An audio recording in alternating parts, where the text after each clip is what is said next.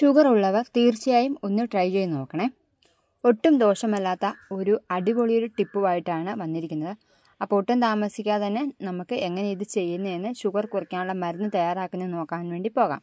അപ്പോൾ ദാണ്ടതാ ഒരു ഇഞ്ചിയുടെ കഷ്ണം എടുത്തിട്ടുണ്ട്. നമുക്ക് എന്തോരെയാണോ ആവശ്യം വേണ്ടത് അതനുസരിച്ച് നമുക്ക് ഇഞ്ചി എടുക്കാം.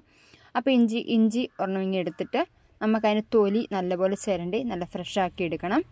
അത് കഴിഞ്ഞ് വാഷ് ഔട്ട് ഇത് നല്ലപോലെ കഴുകി എടുക്കണം കേട്ടോ. നല്ലപോലെ കഴുകിയെടുക്കുക.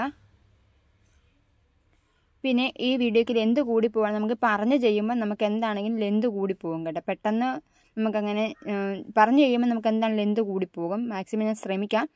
പിന്നെ ഇനി അതെന്ത് ചെയ്യണമെന്ന് വെച്ചാൽ നമുക്ക് ഒരു ഇടികല്ലിനകത്ത് ഇടിച്ച് ചതച്ചെടുക്കുക, അല്ലെങ്കിൽ മിക്സിയുടെ ജാറിനകത്ത് ഇട്ട് ചതച്ചോ അരച്ചോ എടുക്കുക. അതിൻ്റെ നീരാണ് നമുക്ക് വേണ്ടത്.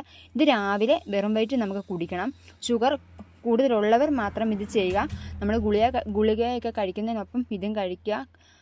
ഒരു 3 ദിവസം കണ്ടിന്യൂസ് ആയിട്ട് കഴിച്ചു കഴിഞ്ഞാൽ ഇത് നിങ്ങൾക്ക് നോർമൽ സ്റ്റേജിലേക്ക് എത്തിക്കാൻ സാധിക്കും.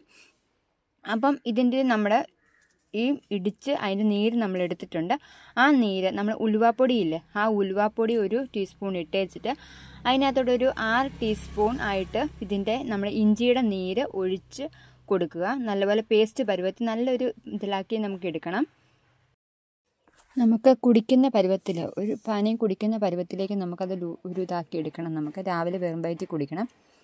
ഇത് ഒത്തിരി കൂടുതൽ ഷുഗർ ഉള്ളവർ മാത്രം കുടിക്കുക.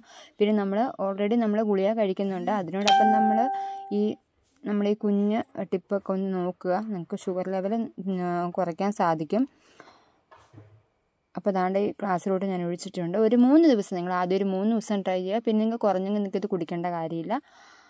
നിങ്ങളൊന്ന് ട്രൈ ചെയ്ത് നോക്കുക. അപ്പോൾ മറ്റൊരു വീഡിയോ ആയിട്ട് വരുന്നവരെ ഓക്കെ ബൈ.